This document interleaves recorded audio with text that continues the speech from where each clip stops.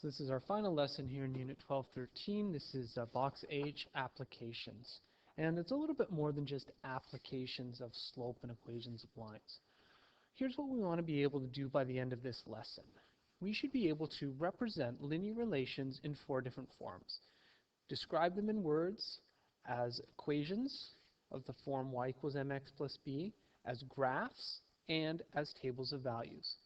And we should, by this point, we should be able to interchange between each of these 4 representations, basically be able to go from one to any of the others. And we want to use any of these 4, a linear relation in any of these 4 representations to be able to solve problems. Now this is going to involve skills that we've learned not just in 1213, but back in Unit 11 and back in Unit 910. So a lot of this stuff has sort of been building up to here. So there are 3 examples in this lesson. Let's take a look at the first example. What does it tell us here? This graph shows the relationship between the cost of a taxi trip and the length of the trip. We want to find an equation for the relationship. And it asks us, what do the slope and the intercept represent? So they give us a graph. We want to get an equation, and we also want to describe in words what the slope and the intercept of this equation represent. First thing I think we want to do is we want to think about what is being plotted in this graph here. Let's slide this graph over a little bit, and because they haven't really labeled the axes very well. So it's the relationship between the cost and the length of the trip. The length of the trip is distance, and that's measured in kilometers. And up here on the vertical axis we have cost measured in dollars. If we want to find an equation, we know that this equation is going to have the form y equals mx plus b. Okay?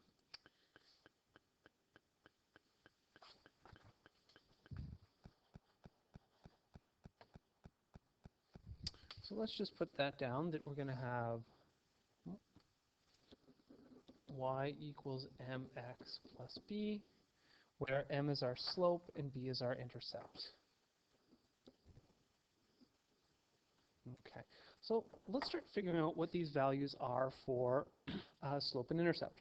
Our intercept is pretty easy. That's just the point where our graph intersects the y-axis. So we can see that that point right there is going to be 2.5. So we can just say right away that our intercept equals 2.5. Now our slope. In order to get our slope, we're going to use our formula. Slope equals y2 minus y1, x2 minus x1. To use this formula, we are going to need 2 points on the graph. We already have 1 point identified, and that's our intercept. We know the coordinates of this y-intercept over here are 0, 2.5. Okay, and this is telling us that a trip of 0 that is 0 kilometers long is going to cost $2.55 or $2.5. And let's pick another point on the graph here, one that lies on a couple of nice grid lines. We'll pick this one right here. This is the point 10, 12, which tells us that a trip that lasts 10 kilometers is going to cost us $12. Our x's are kilometers and our y's are all dollars here. So let's take these coordinates and use our formula for slope here. So we got y2 minus y1 over x2 minus x1.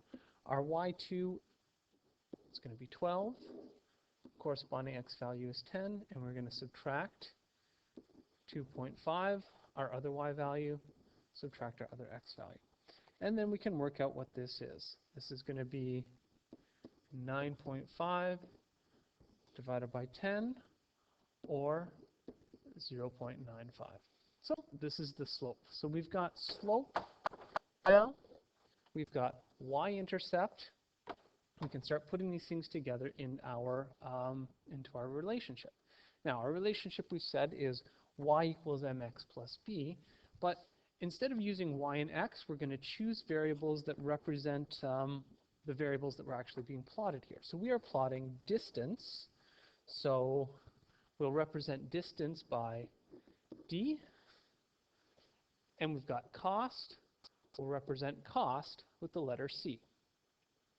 So C is going to take the place of our y, because we're plotting C on the y-axis. D is going to take the place of our x, because we are plotting D on the x-axis. So our equation is going to be C equals our slope, 0.95. Instead of times x, it's going to be times D, and plus our intercept, 2.5. Okay? So there's our equation. So we've gone from the graph to our equation. Now we were also asked, what do the slope and the intercept represent? Well, as always, the intercept represents the flat fee.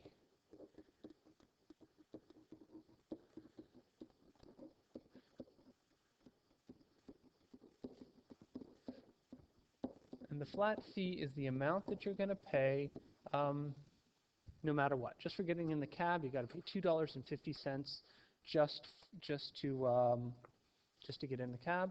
This is also called the fixed cost because it doesn't change. It's always the same. What does the slope represent? Well, the slope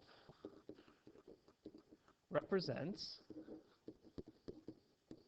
now when you're asked what does the slope represent, always look to your x and your y-axis. It represents cost on the y-axis per distance on the x-axis. So it's going to be cost per distance or per kilometer. Okay? Or our rate here. Every kilometer you go, it's going to cost you 95 cents or $0.95. Now, what kind of variation is this? We have two types. We have partial variation and direct variation. This is partial variation. Spell is correctly here. How do we know that this is partial variation? Well, if it was direct variation, our line would go through the origin, 0, 0. It doesn't. We have a y-intercept that is not 0, so this is partial variation. We can just say line doesn't go through 0, 0.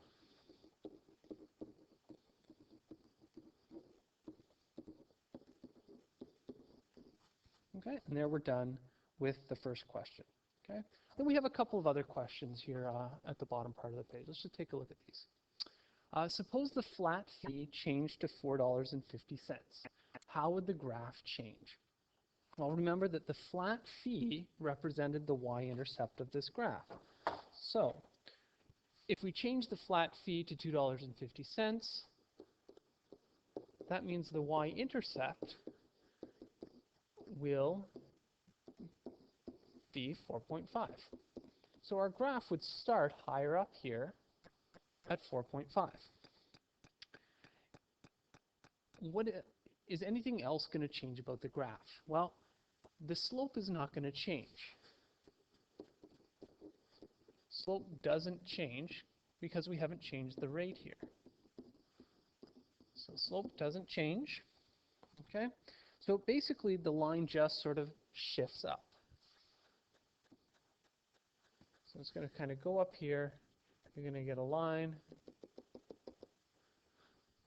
that just sort of shifts up like that.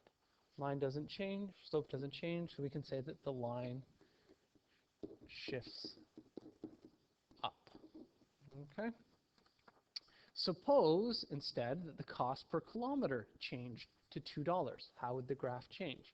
Well, the cost per kilometer, let's do this one here in red. Cost per kilometer is the rate or the slope. So the slope would be $2.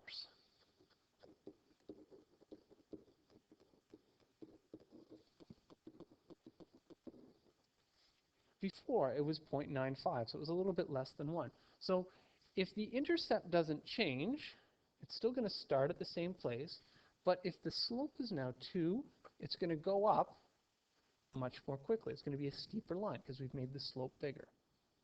So this thing might go up like this. Okay? Slope would be 2, so we can say the line would be steeper. line is steeper,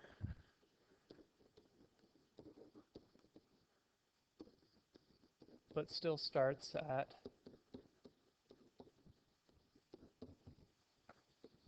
2.5 because we haven't changed the y-intercept or that fixed cost. Now what if you made both of these changes at the same time? What would my new equation be? Well, let's see. My variables are still C and D, so it's going to be cost equals something times D plus something else. My new slope is 2.0 because that's my rate of change, and my new y-intercept, or my new fixed cost, is 4.5. So if we made both of those changes, our new equation would be C equals 2 times D plus 4.5.